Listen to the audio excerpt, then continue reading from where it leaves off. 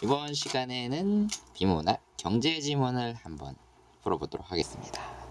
경제 지문 나오면 사실 어려워하는 사람들이 많은데요. 물론 어렵습니다. 하지만 이걸 알고 가면 조금 더 쉽게 풀 수 있지 않을까 생각해서 이번 영상을 찍게 되었습니다. 같이 한번 풀어보도록 하겠습니다. 여기 이제 문제부터 먼저 보기로 했죠. 문제를 보면 이렇게 글의 전개 방식, 그 다음에 보기 문제인데 엄청 길죠.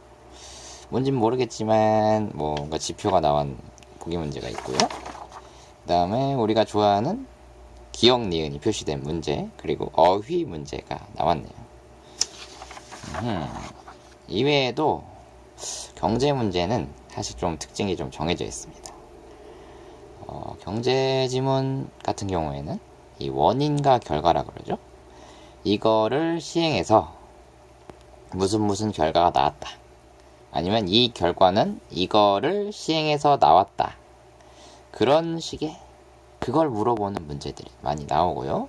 그러면은 그걸 시행하는 거를 알았으니까 그러면은 한번 해봐라. 우리 예시 상황을 줄 테니까 한번 적용시켜봐라. 그런 문제가 꼭 나오게 되어 있습니다. 그러니까 원리가 나왔다. 무슨 주의 혹은 정책 이런 게 나왔다. 그러면 반드시 그 정책이 나온 배경, 그리고 정책을 시행할 수 있는 배경, 그리고 정책을 시행해서 나오는 효과, 그런 것들이 적혀져 있다면 중요하게 표시를 해두고 나중에 문제를 풀 때 활용해야겠죠. 그럼 이제 한번 문제를 제대로 풀어보도록 하겠습니다. 22번 윗글에서 사용한 설명 방식에 해당하지 않는 것은? 이 문제는 다르게 써져 있지만 결국 일치 불일치와 똑같은 문제라고 볼 수 있습니다. 어떻게 다른데 똑같냐? 풀어보면 알겠죠. 자, 1번부터 보겠습니다. 통화정책의 목적을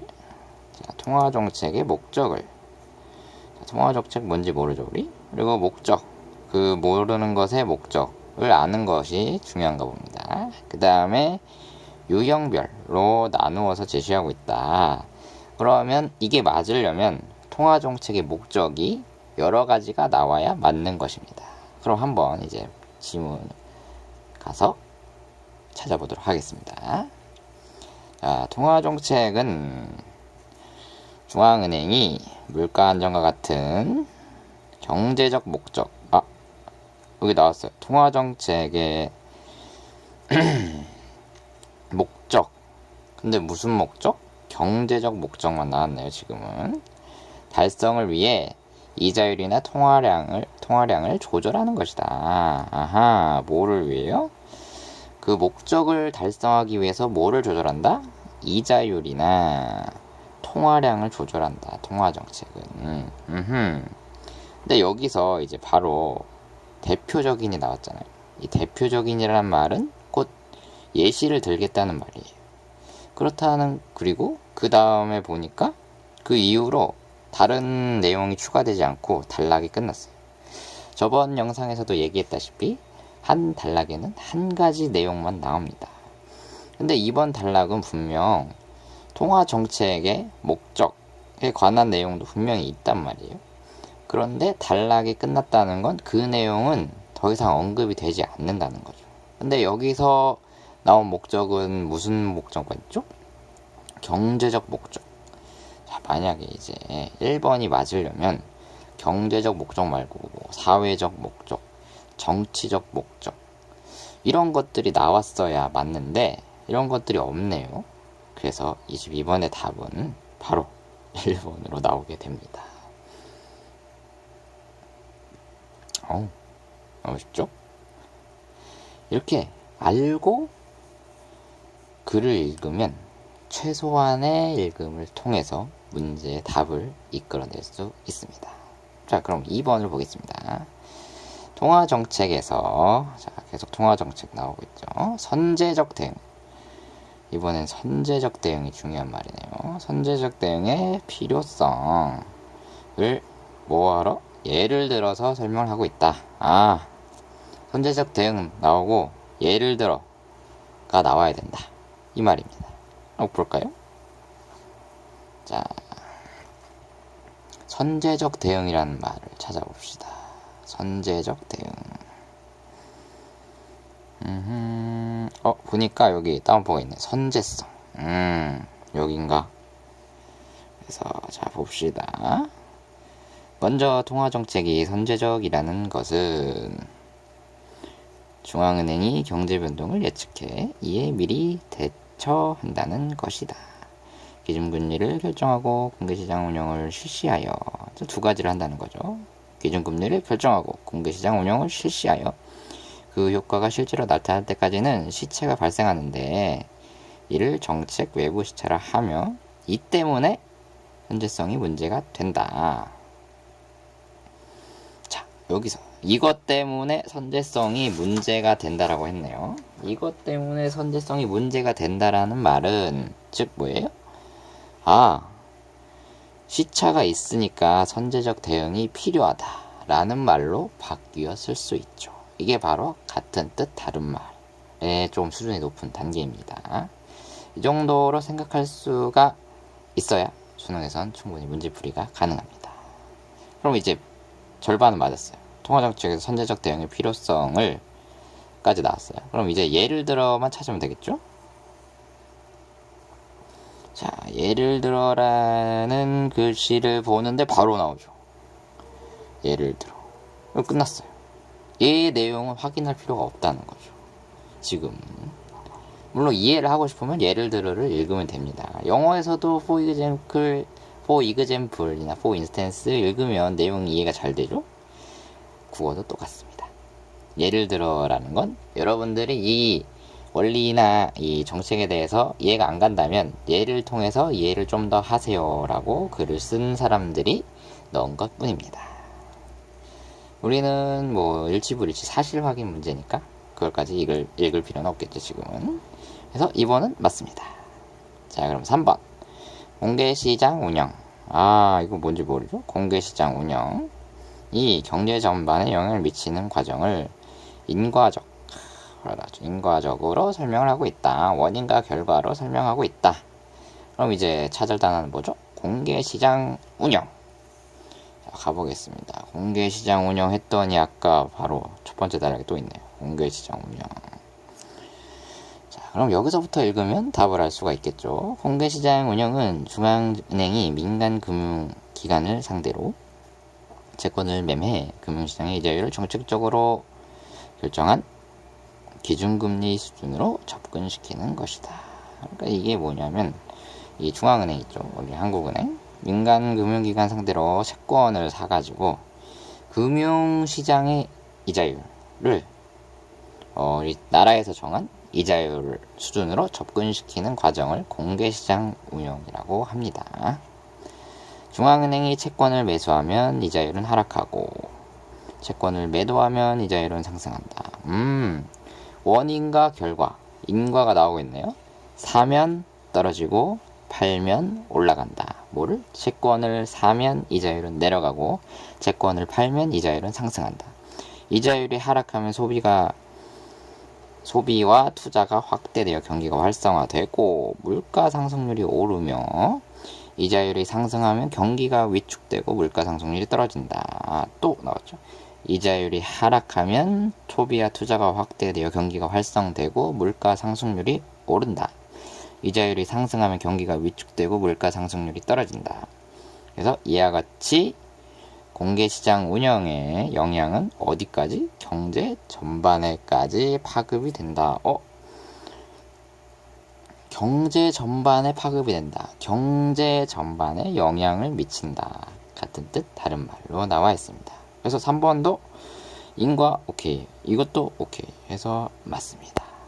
자, 그럼 이제 4번 관련된 주요 용어의 정의를 바탕으로 통화정책의 대표적인 수단을 설명하고 있다.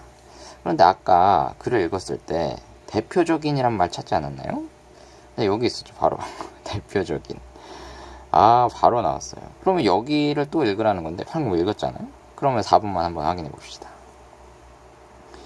주요 용어의 정의를 바탕으로 주요 용어를 정의했는가 보면 공개시장 운영이라는 용어를 정의해줬죠. 중앙은행이 민간금융을 상대로 채권을 매매해 금융시장의 자유를 정책적으로 결정한 기준금리 수준을 접근시키는 것이다. 그거를 바탕으로 쭉 어떻게 하는가 인과적인 과정으로 설명을 해줬죠.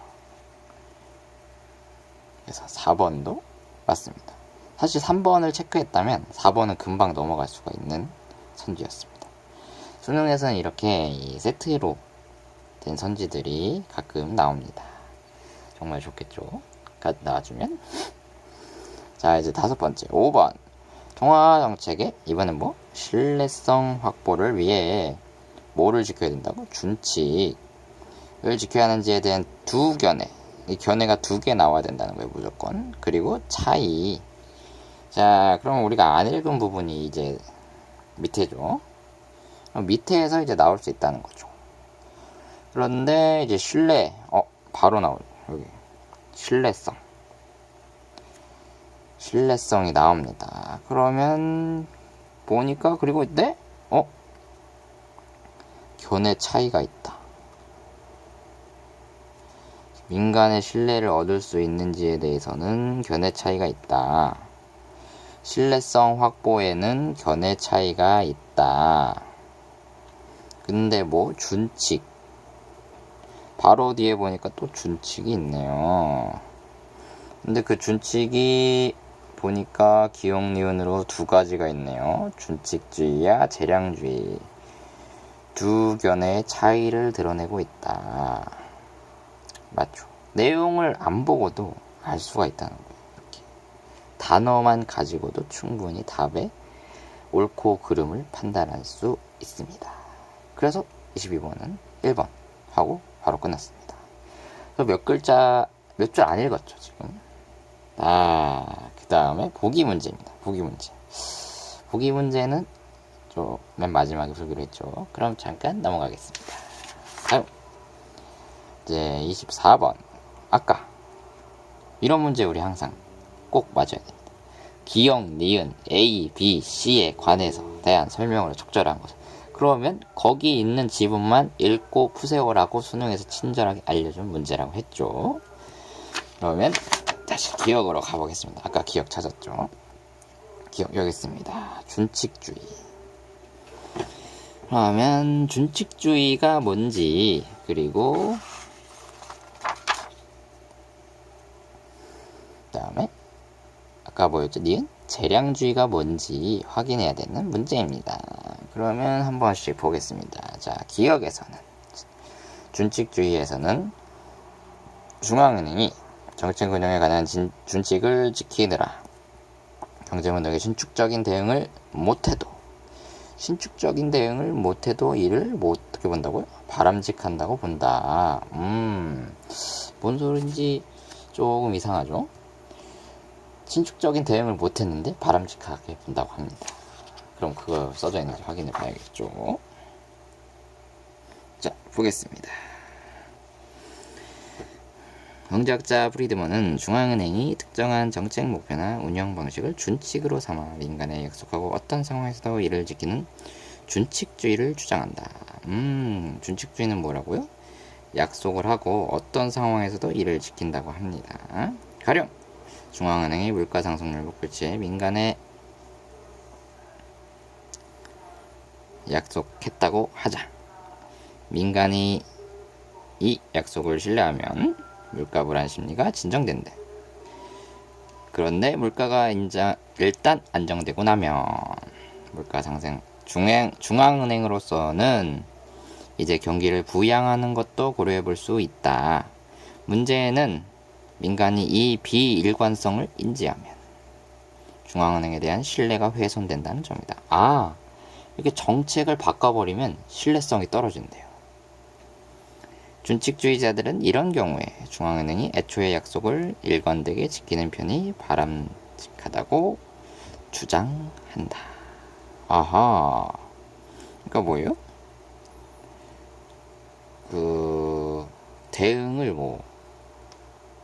이게 바뀌었어요. 이제 상황이 바뀌어서 이제 정책을 바꿔야 되는데 그걸 바꾸는 게 오히려 더 신뢰성을 떨어뜨린다. 바로 이게 준칙주의 의미라고 합니다. 근데 아직 이 내용이 안 나왔어요.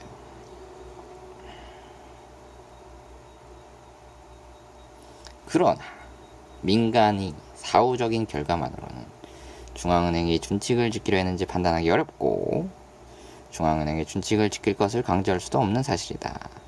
준칙주의와 대비되는 재량주의에서는 준칙주의와 대비된대요.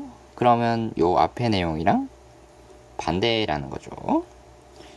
에서는 경제 여건 변화에 따른 신축적인 정책 대응을 지지하며 준칙주의의 엄격한 실천은 현실적으로 어렵다고 본다. 아울러 준칙주의가 최선인지 대해서도 물음을 던진다. 차이가 나오고 있죠. 예상보다 큰 경제 변동이 있으면 사전에 정해둔 준칙이 장애물이 될 수 있기 때문이다. 정책 신뢰성은 중요하지만 이를 위해 중앙은행이 반드시 준칙에 얽매일 필요는 없다는 것이다. 자, 다 봤는데요. 그러면 1번을 다시 보겠습니다. 기억에서는 중앙은행이 정책 운영에 관한 준칙을 지키더라도 경제 변동에 신축적인 대응을 못해도 이를 바람직하다고 본다. 자, 준칙주의는 뭐였죠? 어떠한 상황에서도 이를 지켜야 된다. 즉 뭐예요? 상황이 변하더라도 준칙을 한번 정한 준칙을 무조건 지켜야 된다. 그게 바로 신뢰를 지키는 길이니까 라고 판단을 하고 있습니다. 그럼 어때요? 준칙을 지키는 게 우선이니까 준칙주의는. 그럼 이게 바람직한 거예요? 바람직하지 않은 거예요? 준칙을 지켰으니까 바람직한 거죠. 그래서 여기도 1번이 맞네요. 그럼 2번을 볼까요? 자, 2번 니은에서는 중앙은행이 스스로 정한 준칙을 지키는 것은 얼마든지 가능하다고 본다. 자, 그랬나 봅시다. 한번 다시 확인해 보면 이를 위해 중앙은행이 반드시 준칙에 얽매일 필요는 없다는 것이다. 재량주의는 뭐예요? 준칙을 항상 지킬 필요는 없다는 거죠. 즉 뭐예요? 지키지 않아도 된다. 가능하지 않다라고 보고 있는 거죠. 이게 틀렸죠. 그래서 2번은 땡. 3번 기억에서는 준칙주의에서는 재량주의와 달리 재량주의의 차이점을 보고 있습니다. 이 달리라는 게 나왔다는 건 차이점을 알아라. 차이점을 골라라 라고 하는 겁니다. 정책 운용에 관한 준칙을 지키지 않아도 민간의 신뢰를 확보할 수 있다고 본다. 준칙주의에서 가장 중요한 건 뭐였죠? 준칙을 지키는 거였습니다. 준칙을 지켜야 신뢰성을 확보할 수 있다 그랬죠. 지키지 않으면 신뢰성을 확보할 수 없습니다. 그래서 땡. 그러니까 1번을 답을 골랐다면 3번은 자동으로 완전 반대되는 내용이니까. 그러니까 3번을 만약에 오답으로 찍었다. 그러면 글을 완전 잘못 읽었다는 의미입니다. 자, 4번 니은 재량주의에서는 준칙주의와 달리 통화정책에서 민간의 신뢰 확보를 중요하게 여기지 않는다. 아니죠. 신뢰 확보는 다 중요하게 여기는데 중요하지 않게 여기는 건 뭐였다? 준칙을 꼭 지켜야 된다. 그게 아니었죠. 이게 전혀 다른 이상한. 그러니까 중요하지 않다의 이 주체를 바꾼 함정선지라고 보면 됩니다. 땡. 자, 5번 재량주의에서는 준칙주의와 달리 경제 상황 변화에 대한 통화정책의 탄력적 대응이 효과적이지 않다라고 본다. 재량주의는 뭐였죠? 상황에 맞춰서 준칙을 안 지켜도 된다. 즉 뭐예요? 탄력적으로 운영해도 된다 그러는데 갑자기 탄력적인 대응이 효과적이지 않다고 본다. 말이 안 되죠. 그래서 답은 1번이 되겠습니다. 자, 그 다음에 이제 단어 문제입니다. 요 단어 문제 다들 쉽다고 생각하죠, 요즘. 그리고 실제로 난이도가 상대적으로 낮죠. 요즘 근데 단어 문제가 이 문맥적 의미를 정확히 파악해야 맞출 수 있는 문제를 조금씩 심화되고 있습니다.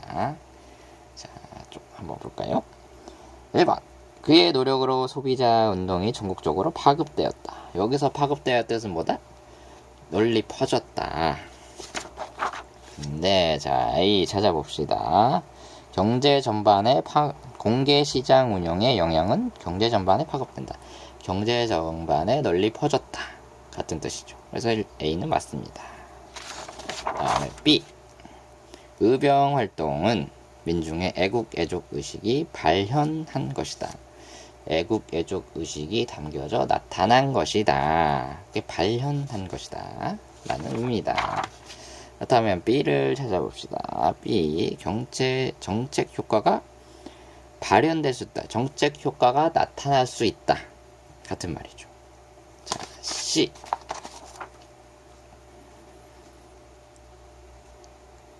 이 질병은 구토와 두통 증상을 수반하는 경우가 많다. 같이 나타나는 경우가 많다. 같이 나타나는 경우가 많다. 같이 나타나다.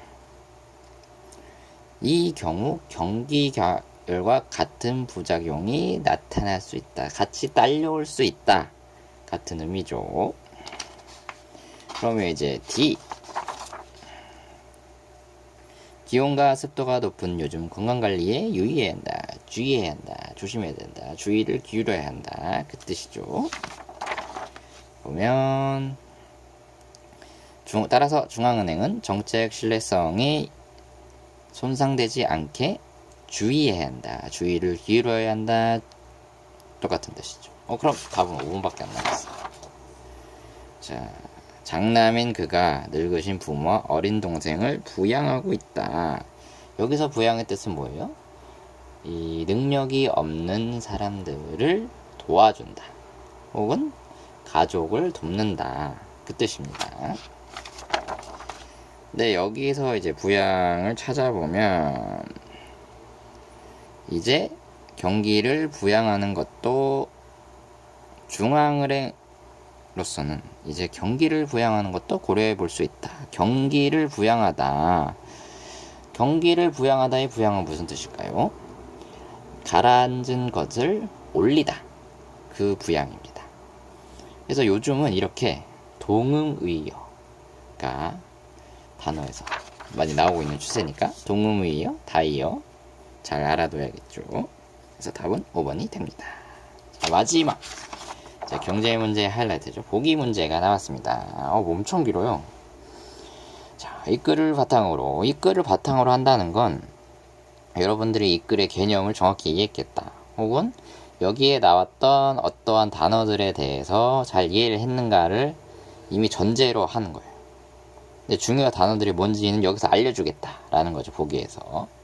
자, 보기를 이해할 때 경제학자 병이 제안한 내용. 자, 그러면 경제학자 병이 제안한 내용을 가장 적절한 것을 했으니까 경제학자 병이 무슨 제안을 했는지부터 알아야겠죠. 자, 어떤 가상의 경제에서 2000땡땡년 1월 1일부터 9월 30일까지 3개 분기 동안 중앙은행의 기준금리가 4%로 유지되는 가운데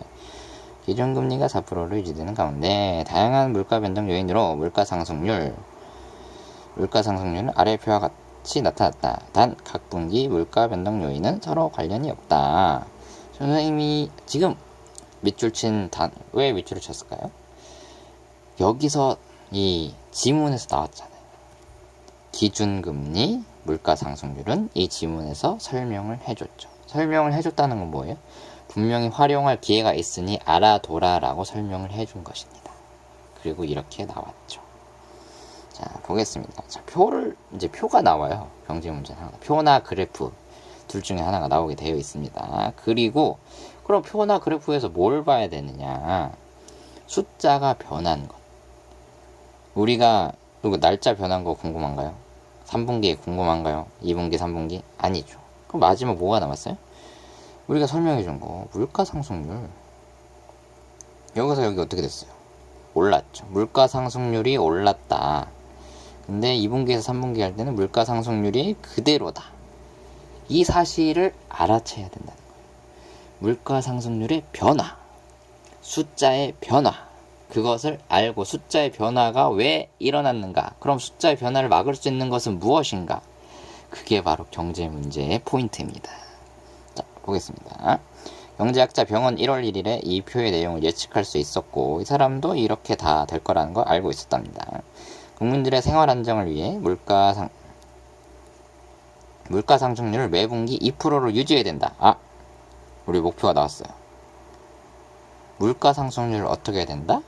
항상 2%로 유지해야 된다라고 주장했습니다. 이를 위해 다음 사항을 고려한 선제적 통화 정책을 제안했으나 받아들여지지 않았다. 그럼 뭐예요? 이 병은 이 물가 상승률을 항상 2%로 맞추기 위해서 어떤 제안을 했는데 그게 받아들여지지 않았대요. 그럼 물가 상승률과 관련이 있었던 건 무엇인가를 알아차려야 돼요. 물가 상승률을 오르고 내리고 했었던 건 무엇이었던가? 그게 어디 써서 했었죠? 1달러였죠. 1달러. 물가 상승률 여기 있었죠. 자, 물가 상승률 떨어진다. 언제? 이자율이 상승하면. 이자율이 상승하면 물가 상승률이 떨어진대요. 그럼 우리는 지금 1분기에서 2분기 올랐잖아요. 근데 우리 몇 프로라고 하고 싶었어요? 2%. 그러면 떨어뜨려야겠죠? 자, 그럼 보기를 보겠습니다.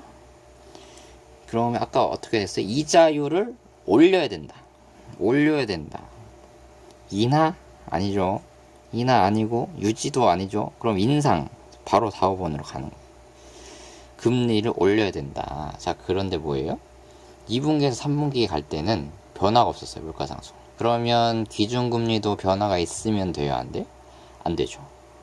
그래서 기준금리도 몇 프로로 유지. 그러면 뭐예요? 유지죠. 기준금리도. 근데 이거 틀렸고 인하? 아니죠. 유지. 답은 바로 5번. 이렇게 나옵니다. 여기 보기에서 우리가 지문에서 알려준 단어가 무엇인가를 확인하고 그거를 어떻게 변동시키는 원인을 찾았더니 그게 바로 뭐였어요? 이자율. 문제도 당연히 변동시키는 원인이 이자율이었으니까 문제에서도 이자율을 건들 수밖에 없어요. 그게 답이니까. 너무 쉽죠? 이렇게 경제 지문은 원인과 결과, 인과관계로 쫀쫀하게 엮여져 있으니까 변동시키는 원인을 찾아라. 변동을 시켜봐라. 너가. 이렇게 시키는 이렇게 문제가 나오는 경우가 많으니까 꼭 원인과 결과에 집중해서 문제를 풀 수 있도록 합시다. 네, 감사합니다.